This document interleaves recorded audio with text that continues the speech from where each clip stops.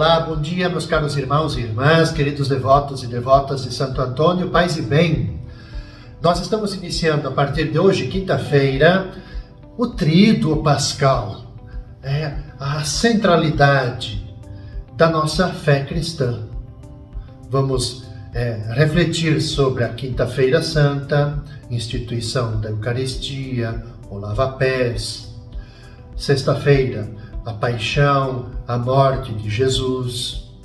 E nós vamos refletir o sábado, o sentido do sábado santo. Portanto, eu quero convidar você, caro amigo, devoto, devota, paroquiano, a gente mergulhar nesse nosso itinerário do Tríduo Pascal, para que possamos vivenciá-lo, para que possamos ser cada vez mais membros efetivos, discípulos, seguidores de Jesus Cristo, fortalecidos e fortalecidas na vivência de nossa fé cristã. Precisamos mais do que nunca hoje de dar testemunho da vivência de nossa fé. Para isso é bom que nós mergulhemos no sentido profundo dessas nossas celebrações. Portanto, hoje, quinta-feira, dia 28 de março, nesse dia da Quinta-feira Santa, nós vamos rezar e refletir com o Evangelho de João, capítulo 13, versículos de 1 até 15. Era antes da festa da Páscoa. Jesus sabia que tinha chegado sua hora de passar deste mundo para o Pai. Tendo amado os seus que estavam no mundo, amou-os até o fim. Estavam tomando a ceia. O diabo já tinha posto no coração de Judas, filho de Simão Iscariotes, o propósito de entregar Jesus. Jesus, sabendo que o Pai tinha colocado tudo em suas mãos e que de Deus tinha saído e para Deus voltava, levantou-se da mesa, tirou o manto, pegou uma toalha e amarrou-a na cintura. Derramou água numa bacia e começou a lavar os pés dos discípulos, enxugando-os com a toalha com que estava cingido.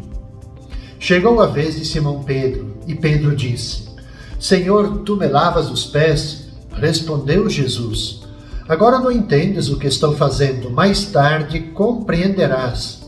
Disse-lhe Pedro: Tu nunca me lavarás os pés. Mas Jesus respondeu: Se eu não te lavar, não terás parte comigo. Simão Pedro disse: Senhor, então lava não somente os meus pés, mas também as mãos e a cabeça. E Jesus respondeu: Quem já se banhou não precisa lavar senão os pés, porque já está todo limpo. Também vós estáis limpos, mas não todos. Jesus sabia quem o ia entregar, por isso disse: Nem todos estáis limpos. Depois de ter lavado os pés dos discípulos, Jesus vestiu o manto e sentou-se de novo. E disse aos discípulos: Compreendeis o que acabo de fazer? Vós me chamais Mestre e Senhor e dizeis bem, pois eu o sou. Portanto, se eu, o Senhor e Mestre, vos laveis os pés, também vós deveis lavar os pés uns dos outros. Dei-vos o exemplo para que façais a mesma coisa que eu fiz. Veja, meus caros irmãos, Quinta-feira Santa. Na última ceia com os seus discípulos, Jesus ele anuncia que sua hora chegou. Diante da iminência da sua eliminação, ele realiza o gesto do lava-pés. O gesto do lava-pés, ele é exemplar para todo seguidor, toda seguidora de Jesus Cristo. Ele constitui um dos gestos mais expressivos da missão, mas também da identidade para aqueles que exercem algum serviço em sua comunidade. É revelação e ao mesmo tempo é um ensinamento para cada um de nós. É amor, é um mandamento, é um gesto, por que não dizer profético, que ele é repleto de generosidade e de humildade. A gente poderia dizer assim que sem o lava-pés não é possível viver o apelo de Jesus: vós sois todos irmãos. Veja o que nos diz o Evangelho, que na noite em que ia ser entregue, Jesus realizou esse gesto provocativo. ele se levantou da mesa, se distanciou do lugar reservado àqueles que a presidem, e ele se situou no lugar daqueles que pertencem à categoria dos servidores. Jesus, ele sabia que o lugar em que estamos situados, ele condiciona o nosso olhar e também a nossa atitude. Por isso, ele tomou distância e ele adotou a perspectiva que lhe permitia perceber outras tantas dimensões da vida. Jesus, ele está no meio das pessoas como aquele que serve. Por isso que ele se despoja do manto. O manto como sinal da dignidade de Senhor. Pega o avental, a toalha, que é exatamente a ferramenta do servo. Então é o Senhor que se torna servo. O amor-serviço tem como primeiro símbolo o avental. Então despojar-se do manto significa dar a vida sob a forma de serviço. Jesus, ele coloca toda a sua pessoa aos pés dos seus discípulos. O Criador põe-se aos pés da criatura para revelar como ela é amada e como deve amar. A partir de então, o lava-pés passa a ser o modo de proceder, ou então o estilo de vida de todos aqueles que seguem Jesus. A gente pode dizer assim, tal Cristo, tal cristão. Ou seja, na vivência do serviço evangélico, todos nós somos chamados a vestir o avental de Jesus. Vestir o nosso coração com o avental da simplicidade, da ternura acolhedora, da escuta comprometida, da presença atenciosa, do serviço totalmente desinteressado. E tirar o manto. Essa é uma atitude firme de quem se dispõe a arrancar tudo aquilo que impede a agilidade e a prontidão que devemos ter no serviço. É mover-nos despojados em direção ao outro. É a gente optar pela solidariedade, pela partilha. Esse é o grande sentido da Quinta-feira Santa. Na Sexta-feira Santa, meus caros irmãos e irmãs, nós temos esse longo relato da paixão de Jesus, com todos os detalhes. O relato da paixão de Jesus é segundo o evangelista João. Eu aqui, por questão de tempo, não vou ler todo o relato da paixão de Jesus, mas fica para você em casa que está me acompanhando neste momento, se quiser ler o Evangelho de João, capítulo 18, versículos de 1 ao capítulo 19, todo o capítulo 19 praticamente até o versículo 42. É um longo trecho, mas com uma narrativa muito bem detalhada. Então fica para você. Eu simplesmente gostaria de fazer uma reflexão à luz do relato da paixão de Jesus. Qual é o sentido para nós celebrarmos a Sexta-feira Santa? Veja que o evangelista João, ele vai descrever com detalhes, com muitos pormenores, todo o processo de julgamento, condenação, morte de Jesus. Nós, nesse dia, somos convidados a participar do ato litúrgico, da procissão da Sexta-feira Santa, ou então aqui no nosso santuário, às 15 horas do ato litúrgico, de celebrarmos. A celebração da Sexta-feira Santa, ela quer nos mostrar exatamente que a Páscoa, ela foi possível através da cruz. Assim, a cruz, que toma o centro da Sexta-feira Santa, instrumento que às vezes era usado como um instrumento de tortura, torna-se sinal de vitória sobre a morte. Então, na vida, na missão de Jesus, eu sempre gosto de dizer que nós vamos nos deparar com duas paixões. A primeira paixão de Jesus é a paixão pela vida, a paixão pelo reino, a paixão pelo compromisso em favor das pessoas, de modo especial das pessoas pobres excluídas. Todas aquelas pessoas que estavam fora, eram jogadas fora do ambiente de convívio da sociedade e também da religião. Mas a segunda paixão de Jesus é a paixão da cruz, aquela imposta pelos poderes religiosos e civis. Essa paixão, é bom a gente dizer, ela não é fruto da opção de Jesus e nem faz parte da vontade do Pai, da vontade de Deus. Mas a cruz, ela é a visibilização da violência, do ódio, do fechamento frente à proposta de vida revelada por Jesus. Sabemos todos nós que a cruz, ela só tem sentido quando ela é de fato consequência de uma opção autêntica em favor da vida, ou de uma verdade assumida. Enfim, por exemplo, se sofremos por levar adiante uma causa justa, por defender pessoas, por evitar o mal ou denunciar uma injustiça, então sim, tem sentido. É bom a gente ter essa noção porque Jesus não morre na cruz para buscar o sofrimento. Não é isso. Mas o que nós vamos celebrar na Sexta-feira Santa, a centralidade da cruz, é exatamente a gente visualizar na cruz que Jesus ele morre por se manter fiel até o fim à sua mensagem. Qual é essa mensagem? O amor incondicional ao Pai e ao compromisso que ele assume com as pessoas, com a vida das pessoas. A cruz, quando ela é desligada de uma vida comprometida, ela não tem sentido. Assumir uma cruz sem causa, não faz sentido.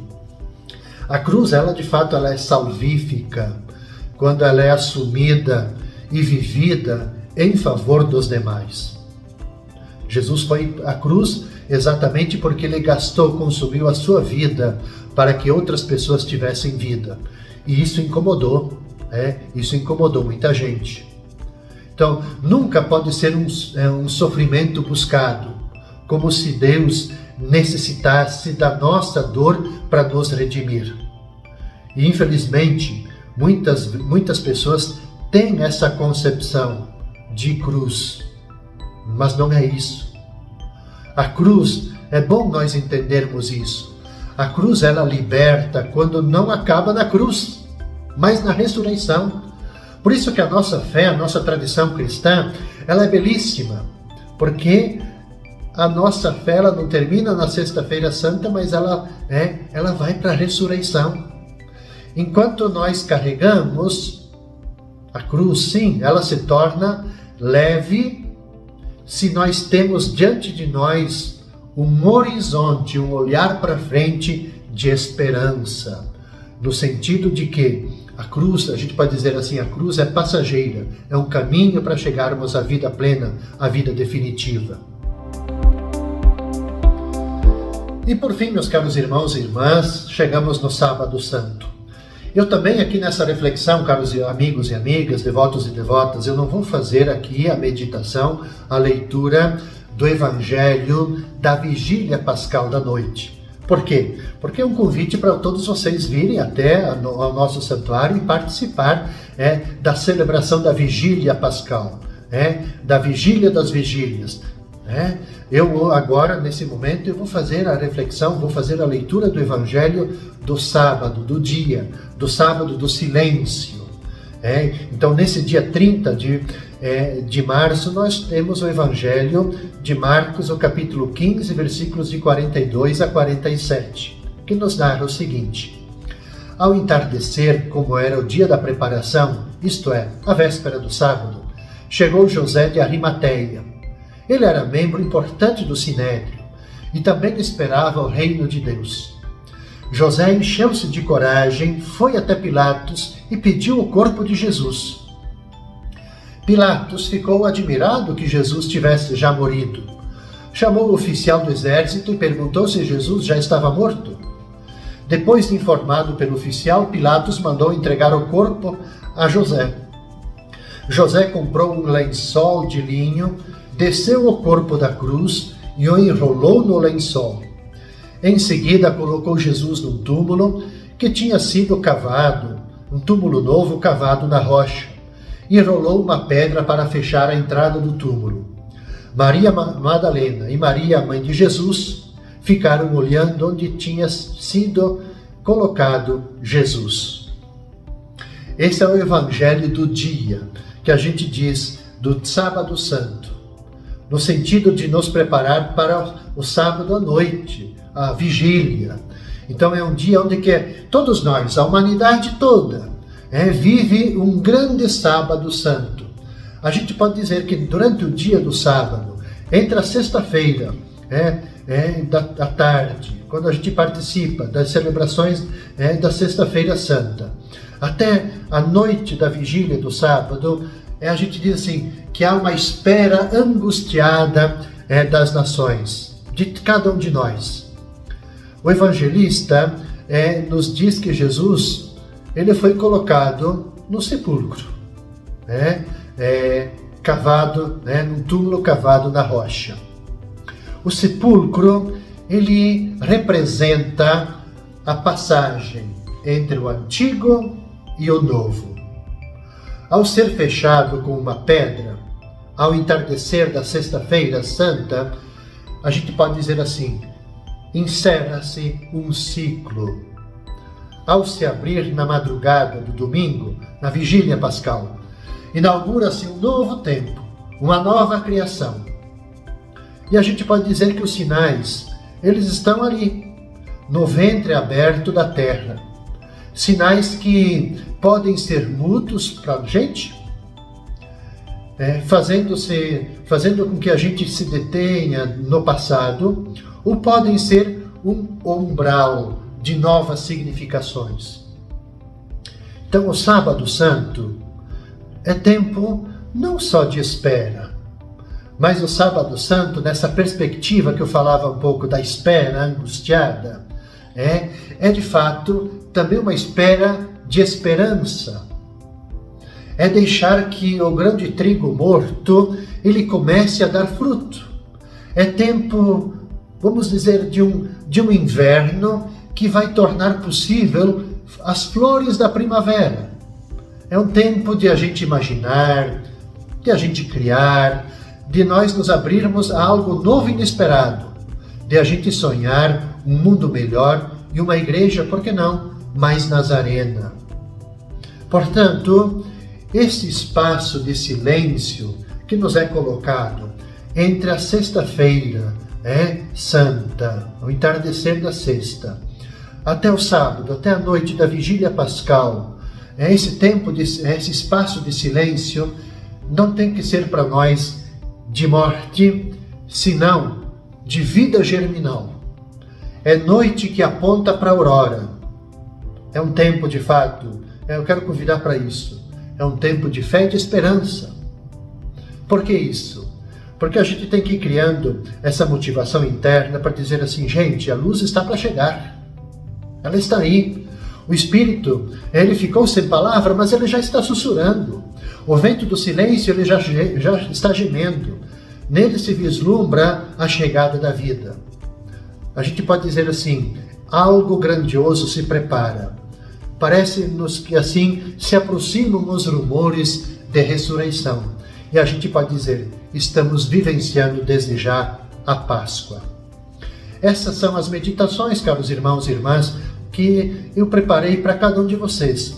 Para ajudar a criar essa sintonia, esse desejo de participar desse tríduo pascal, da quinta, da sexta, e depois virmos aqui no santuário, participarmos da noite da vigília pascal e das celebrações do domingo da Páscoa da ressurreição. Eu desejo a cada um de vocês toda a paz, tudo bem e um excelente tríduo pascal. Nós vamos nos encontrar novamente na segunda-feira da Páscoa da ressurreição. Paz e bem.